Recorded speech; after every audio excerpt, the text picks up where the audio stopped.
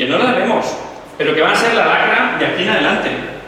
Están saliendo cada vez más y salen muy pocas porque se ocultan, porque no se identifican bien claramente que vienen derivadas del trabajo, pero tenemos que tenerlas muy en cuenta, ¿vale? Y fíjate, estamos en Alcázar. En Alcázar ha habido grandes problemas con el amianto, producto totalmente cancerígeno.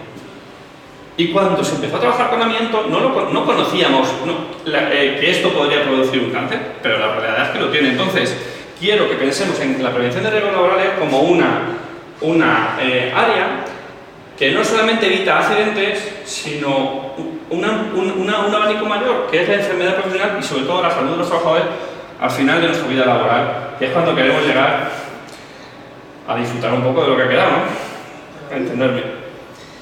¿Vale? Continuamos. ¿Por qué tenemos estos accidentes ocultos? ¿Por qué no estamos llegando a evitar accidentes? ¿Por qué hemos olvidado la ergonomía, la higiene y la vigilancia de la salud en gran medida? Bueno, estamos descuidando, como digo, la ergonomía, la psicosociología, que es la que habla del estrés laboral, psicosociales, etc. La higiene industrial y la vigilancia de la salud. La prevención de riesgos laborales no solamente es seguridad, hay algo más, ¿vale? Y además es muy importante que estén ligadas. Un médico que va a hacer un reconocimiento médico debe saber qué riesgos tiene el trabajador en el trabajo, en su puesto de trabajo. No puede hacerse el mismo reconocimiento médico a un administrativo que a un señor que está subiendo de alturas. No se puede. Y la realidad es que hoy, servicios de prevención en la calle lo están haciendo igual. No nos lo podemos permitir porque no vas a evitar enfermedades profesionales realmente. Hay que personalizar, ¿no? Hay que personalizar. Exactamente. Tú tienes una evaluación de riesgos en la que dice qué riesgos tiene. El médico tiene que ver esa evaluación de riesgos. Incluso debería ir, si el puesto tiene una complejidad alta, ir al puesto de trabajo y ver cómo están trabajando. Y en base a eso hacer un protocolo médico con unas pruebas concretas para saber qué busca. Y cada todo el tiempo, es decir, un médico puede hacer una analítica cada 4 años para hacer un seguimiento, para evitar esa enfermedad profesional. Y si un año sale mal esa analítica y viene con contaminante en sangre, decirle, apártale del puesto, mejorar aquello, preocúpate porque utilice protección individual. Perdón, ¿eso quién debe decirlo a la empresa y a la persona trabajadora? ¿El propio médico o vuestros servicios? Nuestro servicio tiene médico. El médico debe informar a los Nosotros somos un equipo de técnicos que tienen que ir a las empresas para que hagan los cambios pertinentes. Exactamente. Es un equipo de técnicos y sanitarios. ¿Sabéis como en equipo? Exactamente, no, en equipo totalmente, sin el cómo. Los técnicos son los ojos de los sanitarios en la empresa. El técnico puede ver cuáles son los riesgos que hay, cómo se está trabajando y que el sanitario diga, bueno, pues en base a eso voy a buscar algo, voy a ver qué tengo que buscar y en base a eso, en el momento que identificas algo, lo apartas. Estamos hablando como muy subjetivo. Voy a poner un ejemplo real. Real, que aquí la señora lo conoce. Villacañas, fábrica de puertas. No era Villacañas, pero bueno, una fábrica de puertas muy cercana a Villacañas. Pues trabajadores que están con el barniz de las puertas y que día tras día están inhalando productos químicos. Y sí, la empresa les da equipo de protección individual, sí, mascarilla. No sé si alguien se ha puesto una mascarilla cada 8 horas seguidas. Es máscara con 2 filtros, etc. ¿Vale? Máquinas, pues seminuevas. Una máquina con marcado CE, tampoco penséis que es la panacea, que puede ser insegura tremendamente. Bueno, pues trabajadores que se les hace el reconocimiento médico, concienciamos al empresario de que haga la analítica sanguínea correcta, identificamos que tiene un contenido de tóxicos en sangre altísimo, altísimo. Bueno, pues afortunadamente este empresario está concienciado, cogemos, retiramos a ese trabajador a un puesto distinto para que se limpie la sangre, porque el contenido tóxico en sangre puede bajar con el tiempo, está hablando de un par de meses y tal. Y mientras tanto, pues a lo mejor se pone otro trabajador a trabajar en el mismo sitio, en las mismas condiciones, pero protegido y sabiendo que aquí hay un conflicto. Protégete temporalmente hasta que consigamos resolver este conflicto, que es cambiar los filtros, ventilar, poner una estación localizada y evitar que los contenidos de tóxico que hay ahí bajen, ¿vale? No decimos que haya que parar la actividad. Si no hay trabajo, aquí no podemos trabajar ninguno. Continúa la actividad, pero primero nos protegemos porque sabemos que aquí hay algún problema y luego hay que hacer algo en la máquina, hay que poner unas extracciones y tal. Cuando se consiguió, volvimos a los 2 meses o 3 meses a hacer analíticas a ese trabajador. Ya vimos que los contenidos tóxicos habían bajado. ¿Las máquinas estaban bien? Vamos a verlo. Ahora llega higiene industrial, vuelve a medir y vemos que los contenidos han bajado a niveles admisibles y ahora el trabajador vuelve a colocarse en ese puesto. Pero además ya más concienciado, ya sabiendo que esto no es un juego. Si esto no se hubiera hecho así, ¿qué hubiera ocurrido con ese señor 10 años? Habría subido Una profesional, una baja, costos para el Estado, costos para la empresa. Y lo peor de todo, la salud. la salud que ya no tiene solución, que ya no tiene un retorno. Entonces, esto es cerrar el círculo y no focalizarnos en que, es que cuando te subas a una altura te tienes que poner un arnés, que muy bien, pero que esto es un poquito más. Es explicar el porqué. Exactamente. Que si no se hace, acaba en mucho peor de lo que puedas vivir. Efectivamente, y es que esto te ahorra dinero, te está ahorrando dinero. Pero hay que estar concienciado, hay que saber que eso hay que hacerlo así, ¿vale? Bueno, más. La actividad preventiva está volcada en formalismo, que a menudo se olvidan de la realidad de lo que nosotros nos dedicamos. Alguien sin cultura preventiva que dice, ¿qué es la prevención? A mí me han dado una carpeta, ahí ya tengo, sí, yo hago la prevención de riesgos, tengo mi carpeta y la tengo ahí. Y debe de ser que hacemos unos papeles maravillosos, que esos papeles evitan accidentes. Pues de verdad, como tengamos el concepto de que la prevención de riesgos laborales son papeles, no hemos llegado a hacer entender a la gente que esto sirve para esto. Entonces, inicialmente fue la manera de introducir la ley en las empresas. Virgilio, y hoy día Sigue siendo eso. hoy día hay muchas empresas que todavía tienen ese concepto. Yo tengo la prevención porque tengo una carpeta, y esa carpeta debe de ser Santa Rita, que me viene a salvar de todos mis riesgos y mis accidentes que yo pudiera tener. Bueno, pues al final estás pagando algo carísimo que no te sirve para nada, aunque sea lo más barato del mundo. Algo que no te sirve para evitar accidentes es carísimo, aunque valga 5 euros. Da igual, no te sirve para nada. Hay que aplicarlo. Hay que implantarlo. Y también parte aquí hay 2 partes, Vamos a hablar de 3 partes. Los profesionales que sepamos hacer llegar a la gente que esto sirve para algo y que debe servir. El empresario al que tengamos que convencer, no nos olvidemos de los trabajadores. También tienen que estar implicados en esto. Yo creo que digo, hay veces que veo un carro, el empresario empujando de aquí y el trabajador empujando de aquí, y esto no se mueve. Como no pongamos a los dos en el mismo sitio y empujemos hacia el mismo sentido, no funciona.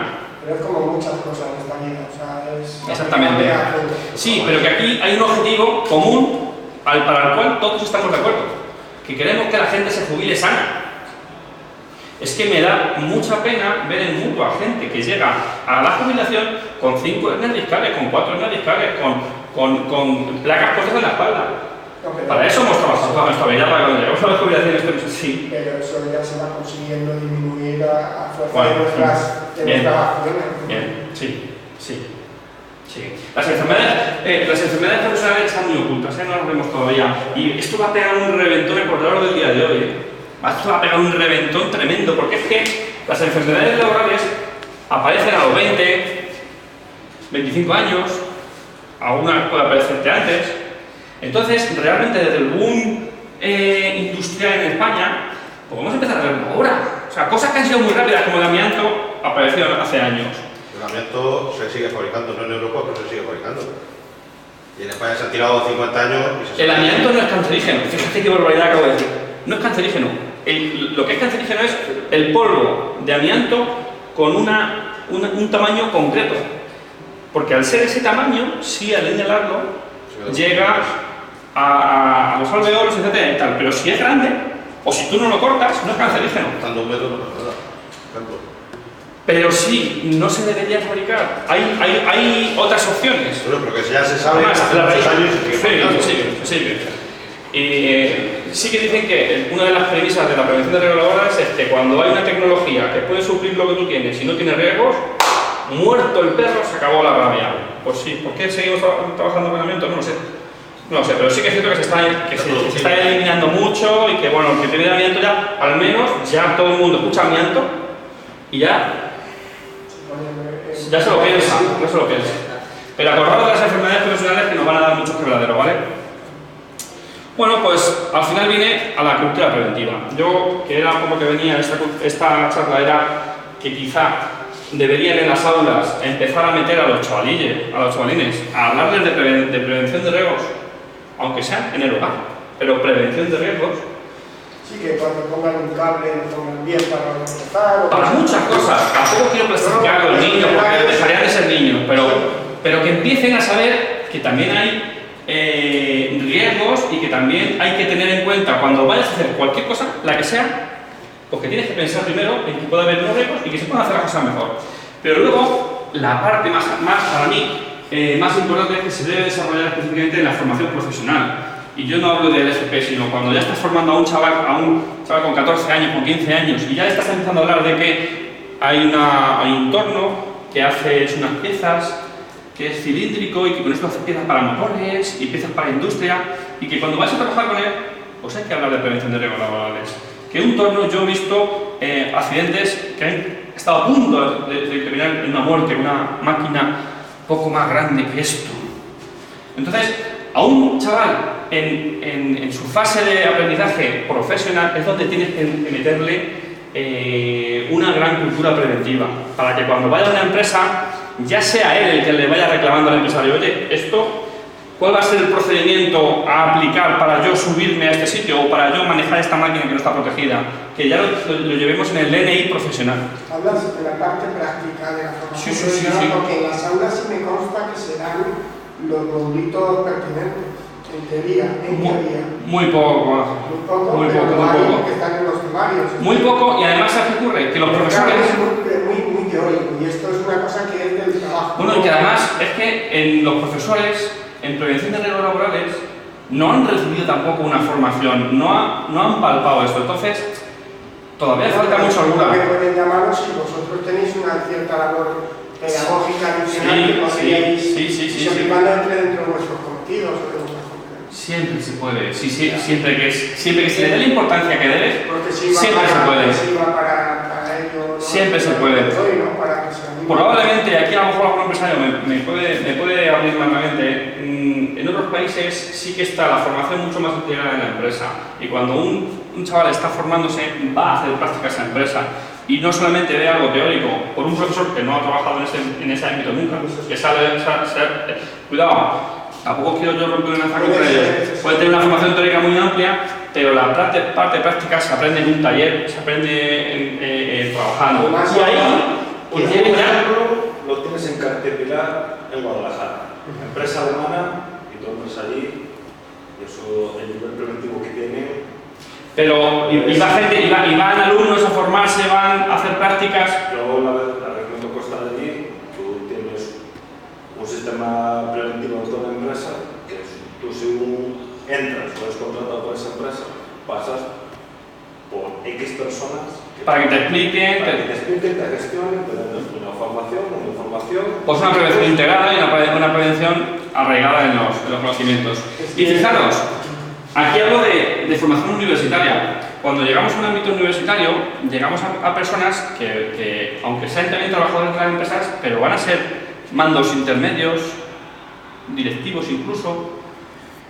Tampoco vamos a llegar a implantar la prevención de riesgos laborales si los mandos intermedios y los directivos no están aliados, no son de los nuestros.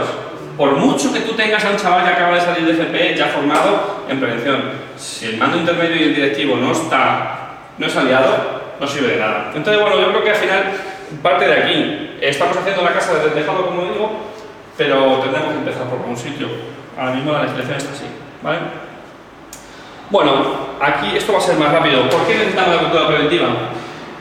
Muchos empresarios, muchos trabajadores y muchos autónomos solamente piensan en prevención de riesgos laborales cuando piensan en un riesgo muy grave, algo muy grave. Pero para cosas que a priori ven que es o trabajo que son menos graves, para esto no hace falta prevención de riesgos laborales. Y ahí viene la sordera del conductor, del oído izquierdo. Los conductores de camiones, los que tienen la mala costumbre de llevar la ventana abierta así un poquito en el lado izquierdo, pues si se tienen 20 años conduciendo, terminan sordos del oído izquierdo. Fíjate, lo de ahogarte de calor tampoco muy cómodo, ¿eh? No solo de quedarte nosotros. Para eso están ya los aparatos de aire de los vehículos. Claro. Pues la rueda lleva más años. ¿Implica un riesgo altísimo el llevar la ventana abierta? Pues no, a priori, hoy. Pero dentro de 20 años, sepas que va a estar el sordo con el oído izquierdo. Y como eso, te puedo hablar del túnel carpeno de escañolista, que es que hay lesiones y hay enfermedades profesionales que tienen el nombre del oficio. Es que ya... el tenista también... Bueno. Oye, ¿y para el golf? Que ahora hay mucha afición al golf, por aquí ya ¿hay algo ya para pues seguro que algo parecerá cuando juguemos mucho. Es que el problema es que como no prevenimos, cuando juguemos mucho veremos a ver qué sale de aquí. ¿Vale? Yo creo que es dejación lo que tenemos en general las personas de cara a todo esto. Parece que no nos va a pasar nunca nada, luego hasta que pase. Bueno. Pero Pues falta de cultura. Hay que irlo modificando y lo hace posible. Mira, todos, tanto los trabajadores como los empresarios, desconocen que tienen derechos y obligaciones. Y digo todos, los trabajadores y los empresarios. Hasta ahora, la figura del empresario está muy demonizada, no es la palabra, pero parece que toda la responsabilidad recae sobre el empresario. Pues mira, yo me atrevo, y soy de los pocos que dicen, pero yo me atrevo a decir que no. ¿Cómo que no? ¿Cómo que no? Pues sí, tienen gran responsabilidad. Son el principal valor que tiene que hacer que sus trabajadores trabajen conforme a normas de seguridad. Pero por mucho que un empresario quiera, si los trabajadores no están en su línea, no lo van a conseguir. Y viceversa, Tampoco me quiero poner del lado del empresario. Trabajadores que tengan grandes ánimos en prevención de riesgos laborales, si tienen un empresario enfrente que no les escucha, no van a llegar a ningún sitio. Pero todos, ambos, tienen obligaciones y derechos. Y ahora lo veremos porque es que a mí esta cosa siempre me gusta decir cuáles son los derechos y las obligaciones de los dos. Por eso en prevención hablamos de las funciones y responsabilidades y nos gusta repartirlas a toda la estructura de la empresa. Trabajadores, mandos intermedios y gerentes. Para que el trabajador más bajo de la escala jerárquica sepa cuáles son sus obligaciones, aunque también sus derechos, pero tiene obligaciones. Y el gerente también, y que cada uno asuma su parte, porque si no, no va a ningún sitio.